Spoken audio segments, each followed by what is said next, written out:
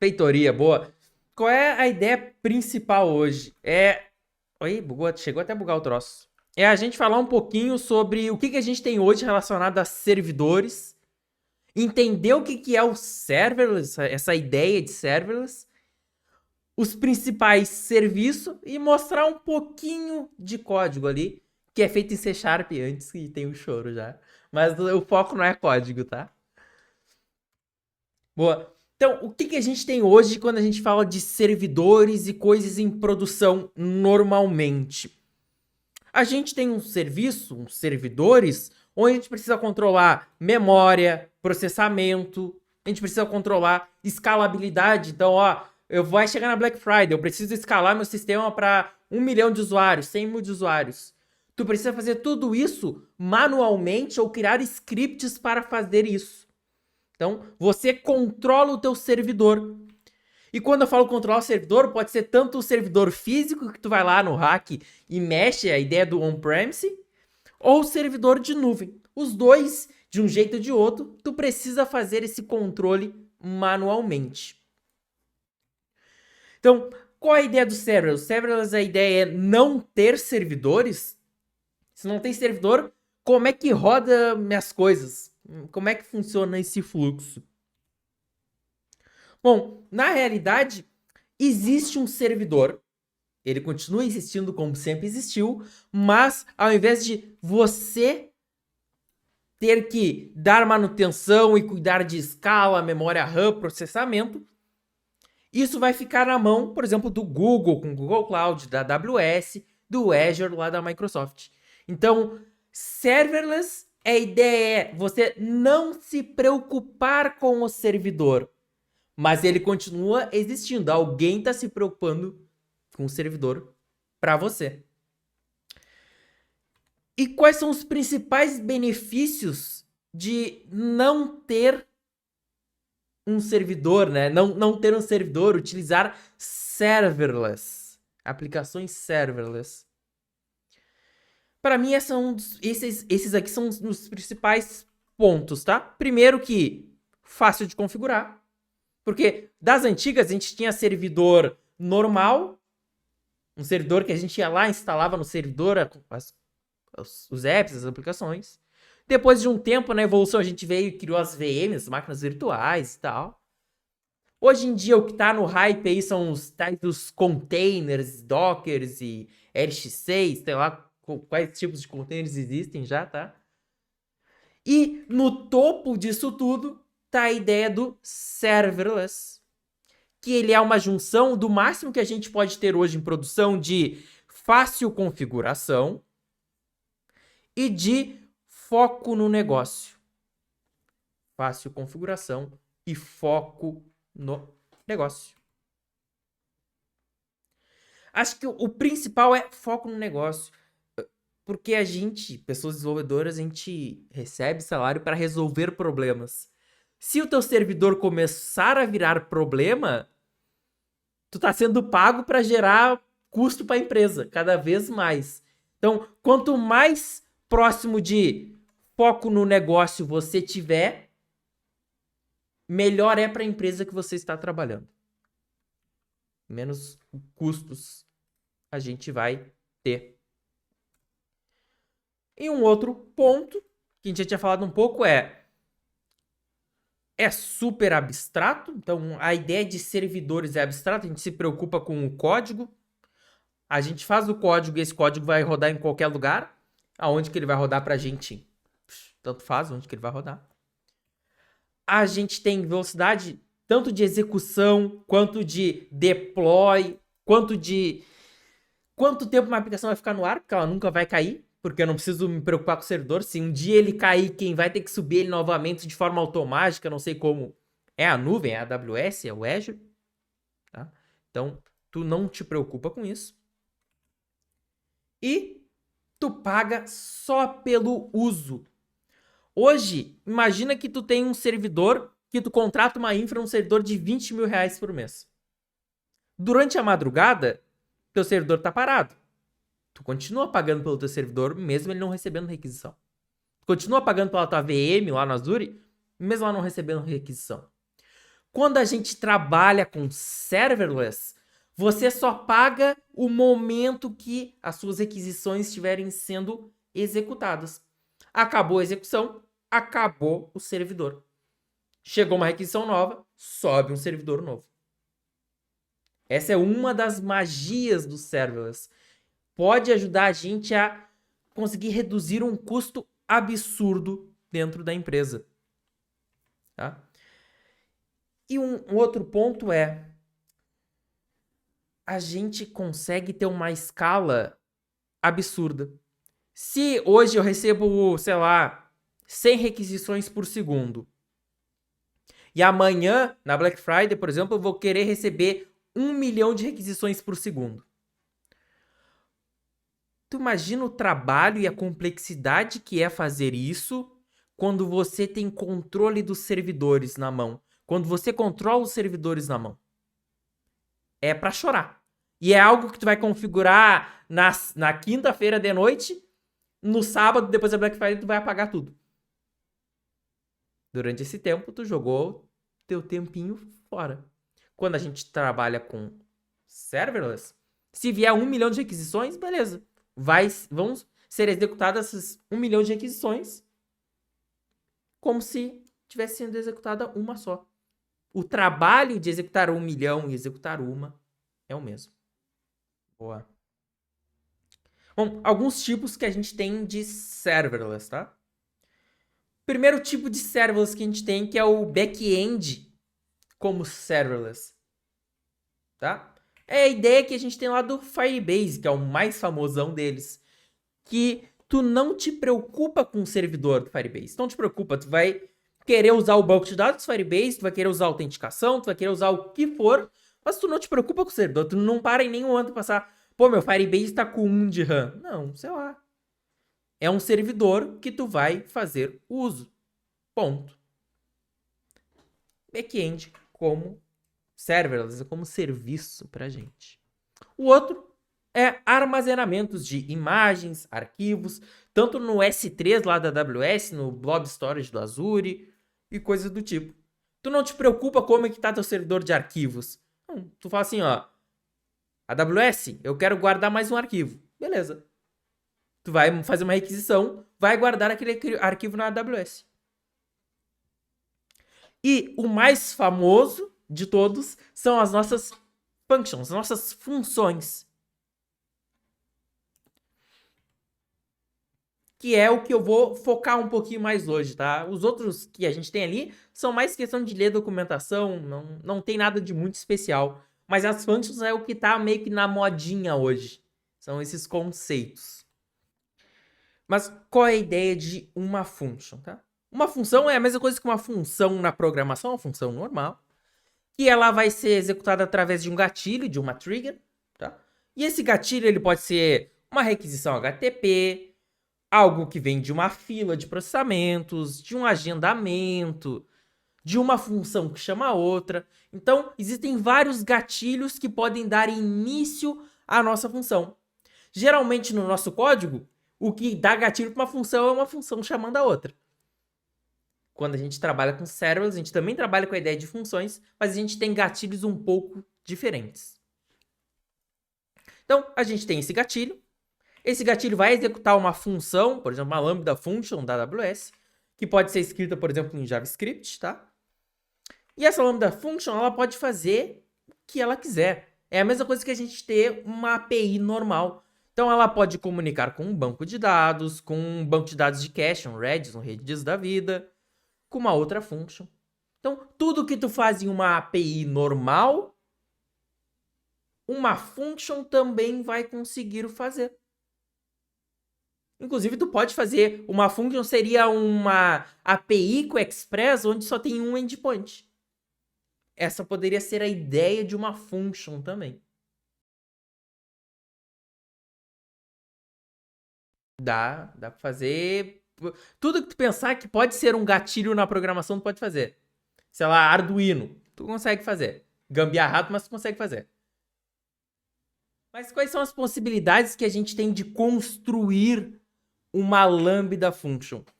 Porque, como eu falei, eu vou fazer o exemplo com Azure Function. mas a gente já falou de AWS, de Lambda Function.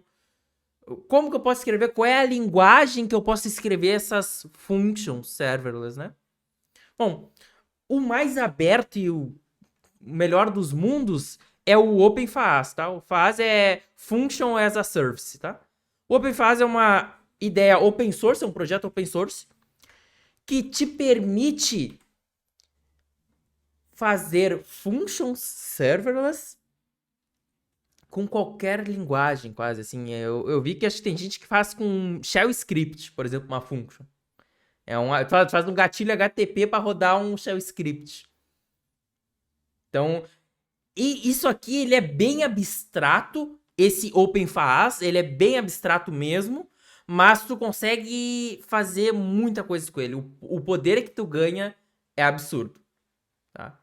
Eu espero que um dia ele ganhe mercado para ser... todo mundo vai usar essa brincadeira aqui. Esperamos.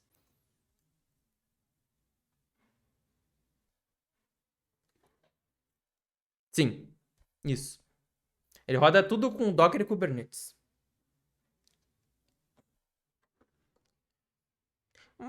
Eu diria uma plataforma, talvez uma casca que é a casca que fornece, por exemplo, o ponto de entrada para a tua função. Então, aqui tu pode configurar, por exemplo, os gatilhos, tu configura tudo nessa casca e dentro dessa casca tu pode mandar rodar o que tu quiser. Então, é bem a ideia de um container Docker. Eles oferecem a casca da tua função e dentro tu pode configurar para rodar qualquer coisa. Porque é Docker.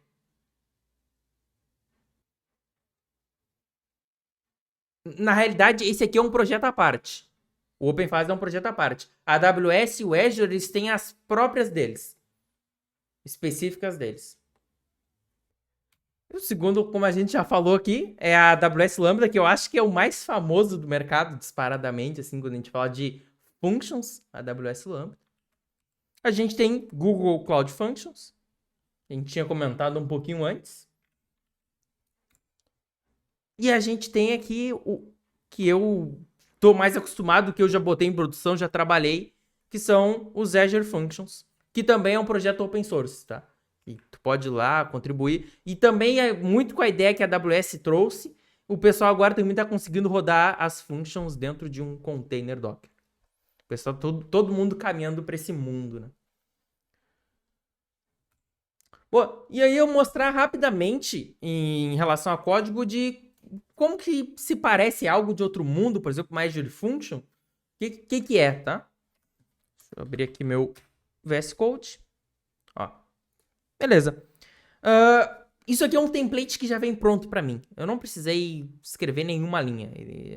Baixei, rodar, tá? E basicamente eu tenho uma função como uma função normal, qualquer outra na programação, que tem um nomezinho bonitinho ali, HTTP Function, que quando rodar vai receber alguns parâmetros e vai implementar uma lógica dentro. E essa lógica poderia ir num banco, salvar em cache, deletar um usuário, o que for. Aqui dentro teria uma lógica.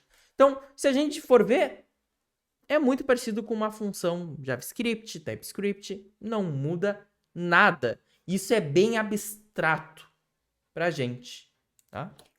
Deixa eu até rodar aqui para mostrar como que funciona. Por exemplo, essa aqui é uma function que tem uma trigger, ó, o gatilho dela é uma requisição HTTP com o verbo get. Então, quando eu fizer um get para essa URL, vai rodar essa função, tá? Isso aqui é o meu ambiente de desenvolvimento local. Então, ele está subindo aqui a minha function, que seria o que por trás dos panos aconteceria lá no Azure ou na AWS. Eu vou pegar aqui a URL, ó, ele já até mostrou qual é a URL para acessar a function. Tá aqui.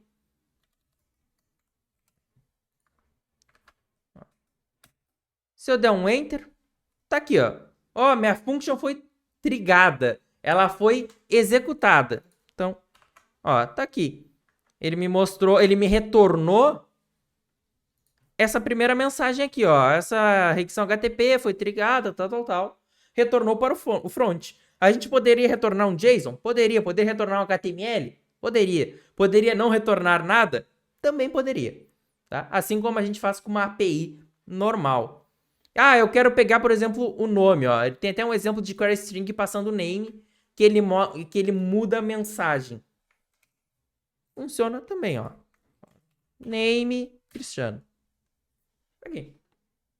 Uma requisição HTTP como a gente faria em uma API. Tá? E eu peguei um outro exemplo aqui também. Deixa eu só pegar. De um outro tipo de trigger. Esse foi de uma requisição HTTP. Como funcionaria uma API normal. Mas, deixa eu dar um checkout aqui. Aí. A gente pode ter a questão de filas. Então, eu preciso processar 1 milhão de mensagens. Putz, não vai conseguir 100% processar tudo isso de uma vez só.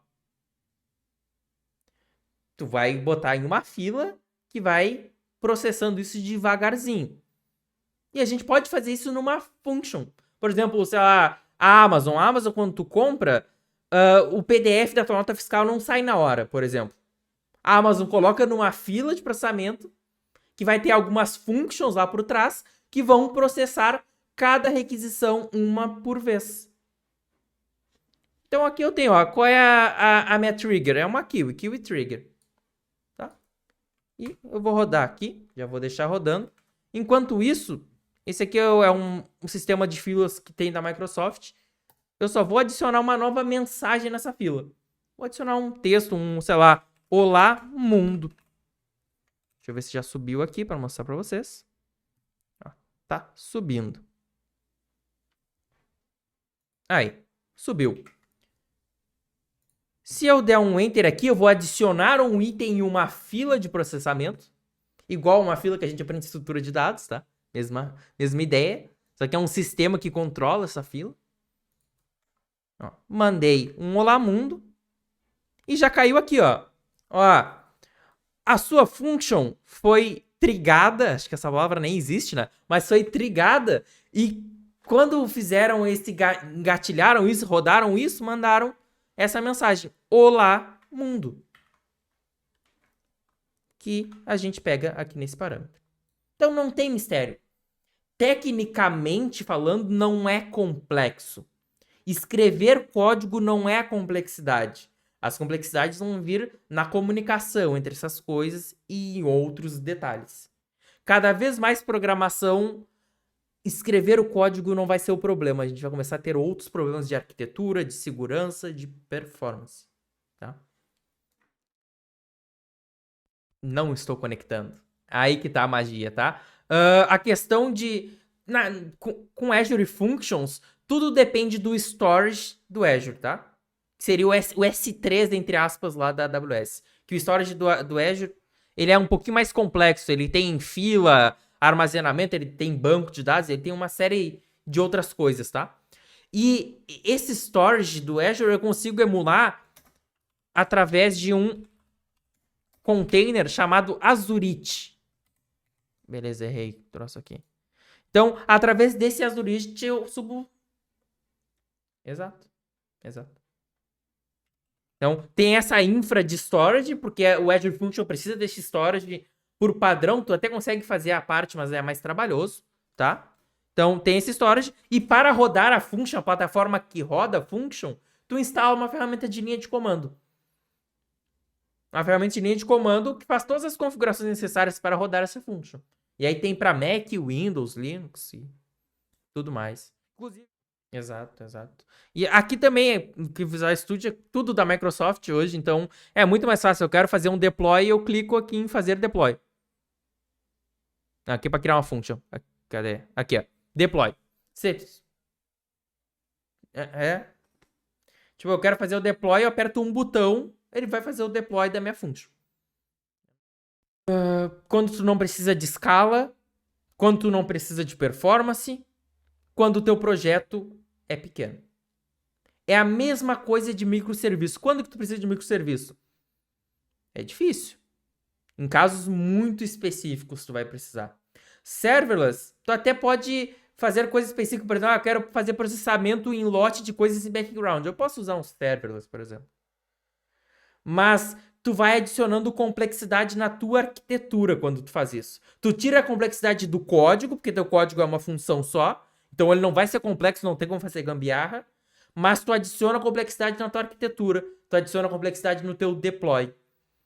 Quando tu não consegue manter isso porque a tua equipe é pequena, tu não deve usar. Não é que tu não precisa, tu não deve usar isso, que tu vai arrumar dor de cabeça.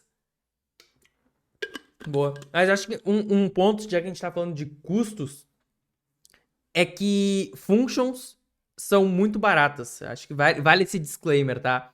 Porque, por exemplo, a AWS, o Azure, o Google Cloud utilizam os servidores que estão parados, porque eles têm um servidor gigantesco lá, para rodar as tuas functions. Então, para eles é muito vantajoso e eles colocam o preço lá embaixo. Tipo, no Azure eu tenho de graça, quando eu crio a minha conta, 1 milhão de vezes que eu posso rodar uma function, por exemplo. Então, se for pensar numa infra, assim, a longo prazo, geralmente pode sair mais barato porque as empresas cobram menos para rodar uma function do que rodar uma API. É algo a se pensar. Boa, então assim, pra gente se encaminhar pro final, pelo menos da parte que eu trouxe, a gente já falou um pouco, eu posso fazer tudo com serverless? Sim, tu pode fazer. Vai dar problema? Sim, vai dar problema, mas tu pode fazer, tá? Hoje, muitas empresas grandes utilizam uma arquitetura parecida com essa, tá?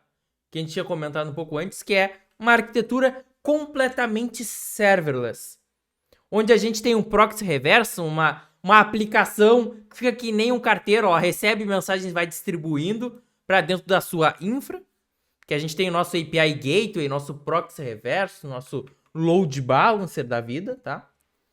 Que vai mandar os dados para lá e para cá, vai ficar no ponto de entrada, que hoje em grandes aplicações, Facebook, coisas do tipo, é esse o fluxo que a gente não tem um monolito lá utilizando tudo, tá? Isso é uma prática bem normal de arquitetura hoje em dia. E dentro da arquitetura a gente tem os pontos de entrada, então as functions que recebem requisições HTTP, e essas functions vão guardando informações em banco, vão chamando outras functions. E aqui para dentro é um mundo à parte. É aquele emaranhado de coisas que a gente vê, aquele grafo de microserviços se comunicando. É isso que acontece, teriam vários microserviços se comunicando. A gente tem uma porta de entrada e dali para dentro o que acontece é muita comunicação através de filas, de RPC e coisas do tipo. É um mundo completamente à parte. Ou você pode tomar uma estratégia que eu já utilizei, que é, eu tenho um monolito. Eu preciso ir quebrando esse monolito. Meu monolito eu tenho uma função que é chamada 80% das vezes. E os 20% são as outras funções. Aí a gente consegue ter essas métricas quando a gente vai para a nuvem ou utilizando o sistema para gerenciar. Bom, eu quero ter performance nessa que tem 80% das vezes é chamada. Como que eu faço isso? Bom, eu posso pegar só aquela função e isolar ela numa function. E o resto do meu monolito continua funcionando normalmente como ele sempre funcionou. Então, a gente tem as duas estratégias. Trabalhar tudo com uma arquitetura serverless, que é complexo, mas dependendo da empresa, se for muito grande, um número de requisição muito grande, isso é super válido. Ou a gente pode ir quebrando aos poucos e entendendo quando que a gente encaixa e quando a gente não encaixa.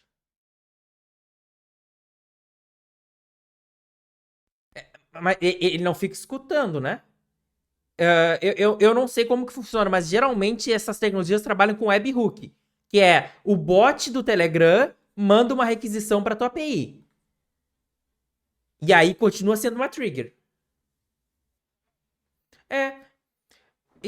Aí talvez tu precisaria ter um monolito, um servidorzinho que só pega, ó, sei lá, mandou uma mensagem. Esse teu servidorzinho só pega essa informação e já adiciona numa fila de processamento. Então tu tem um gasto, continua sendo baixo, porque tu tem um servidor muito básico que só fica escutando, mas ele não processa nada. O processo de adicionar algo numa fila é muito rápido. Uma fila foi feita para ser rápida. Então tu não tem custo. Chegou, tu não trata nada. Manda pra fila, manda pra fila, manda pra fila. E aí, do outro lado, tu vai ter várias functions processando essa fila no tempo delas. Ah, eu posso ter 1000 functions rodando em paralelo. Beleza. Se tu tem 5.000 mensagens, vai rodar 1000, depois 1000, depois 1000, depois 1000.